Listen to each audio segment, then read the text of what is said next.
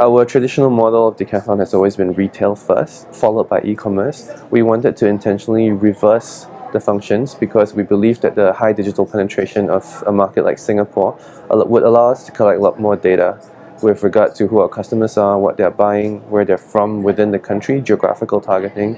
And based on this data, which we've been collecting for about 2 years, two and a half years, we were able to really identify who our customer is, who we should be targeting, and even giving us information as to where we should be opening our first store based on geographic information on who is buying from where.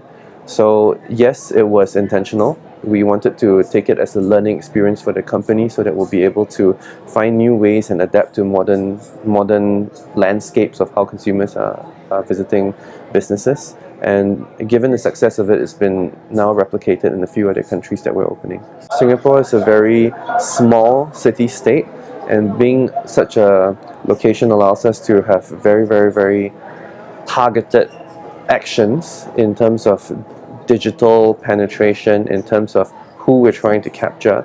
The city allows us to have it as a test bed for other countries around the region, such as Indonesia, such as Philippines or Thailand and Malaysia, all of whom are still in the development phase, and eventually in the next 10 years will reach the same stage at where Singapore is currently. So whatever we do here allows us to gain a lot of learning experience and a lot of tips for other countries where we can implement and learn from our failures before going to much larger countries which probably would have 10 cities like Singapore.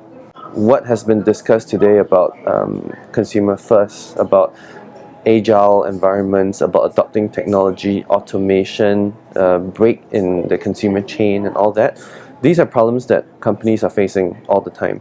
For myself, being in this industry for a while, I've heard the same problems that many different companies have talked about. And here, we hear it being said again. The problem with the business landscape is that a lot of companies do not actively recognize that these things are happening to them. They don't know what they don't know. So more of such events will actually help the industry as a whole, for people to understand that there are actually solutions and there are people who have ideas on how to get this changed for the better.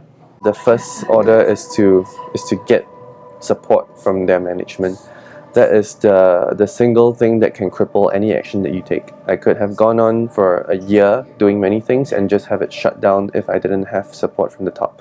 So I think that would be my biggest and only advice. If you don't get the buy-in, maybe you should change your job if this is really what you want to do.